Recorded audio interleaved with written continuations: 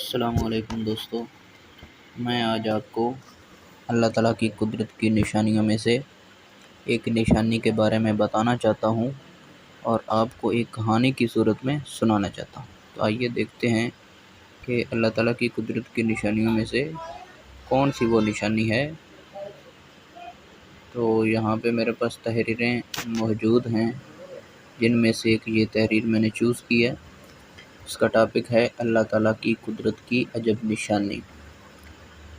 Golden پلور ایک پرندہ ہے جو اپنی ہجرت کی وجہ سے مشہور ہے۔ یہ ہر سال امریکی ریاست الاسکا سے ہوائی کے جزیرے تک 4000 کلومیٹر کی پرواز کر کے ہجرت کرتا ہے۔ اس کی یہ پرواز 88 گھنٹوں پر محیط ہوتی ہے، جس میں وہ کہیں نہیں ٹھہرتا۔ راستے میں کوئی جزیرہ نہیں اور یہ پرندہ تیر بھی نہیں سکتا۔ درمیان میں کہیں سستانا ناممکن ہے۔ جب سائنسدانوں نے اس پرندے پر تحقیق کی تو ان کو پتہ چلا کہ اس پرندے کو یہ سفر مکمل کرنے کے لیے 88 گرام چکنائی کی ضرورت ہے، جبکہ حقیقت میں اس پرندے کے پاس پرواز کے ایندھن کے طور پر تقریباً 70 گرام چکنائی دستیاب ہوتی ہے۔ اب یہ ہونا تو یہ چاہیے کہ یہ پرندہ 800 کلومیٹر پہلے سمندر میں مر کر ختم ہو جاتا، لیکن یہ کیسے پہنچ جاتا ہے؟ اس کا جواب ششدر کر دینے والا ہے۔ اصل میں یہ پرندہ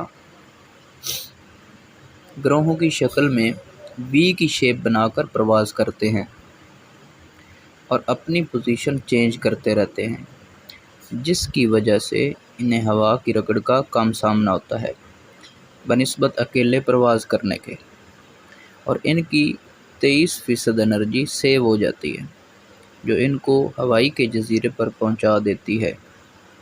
6 یا 7 گرام چکنائی ان کے پاس ریزرو فیول کے صورت میں بھی موجود ہوتی ہے، جو ہواؤں کا رخ مخالف ہونے کی صورت میں ان کے کام آ جاتی ہے۔ اب ہم پوچھتے ہیں کہ کون اللہ کے انکار کی جرات کر سکتا ہے کہ ایک پرندہ یہ کیسے جان سکتا ہے کہ اس کو سفر کے لیے کتنی چکنائی درکار ہے؟ راستہ اسے کون بتاتا ہے؟ اتنے لمبے سفر کے اسے ہمت کیسے ہو جاتی ہے؟ اور چکنائی کے استعمال کا اسے کیسے اندازہ ہے؟ اس کو کس نے بتایا کہ وی شکل میں سفر کرنے سے وہ کیسے انرجی بچا سکتا ہے؟ تو یقیناً دوستو، ہم سب کا یہ یقین ہے کہ اللہ تعالیٰ کی ذات موجود ہے، اور اللہ تعالیٰ کی ذات نے اس پوری کائنات کو سب کچھ سکھایا ہے۔ ستاروں کو تیرنا سکھایا ہے، اور دن اور رات کو آپس میں بدلنا سکھایا ہے، اور سورج اور چاند سب کو اپنے اپنے مدار میں تیرنا اللہ تعالیٰ کی ذات نے سکھایا ہے۔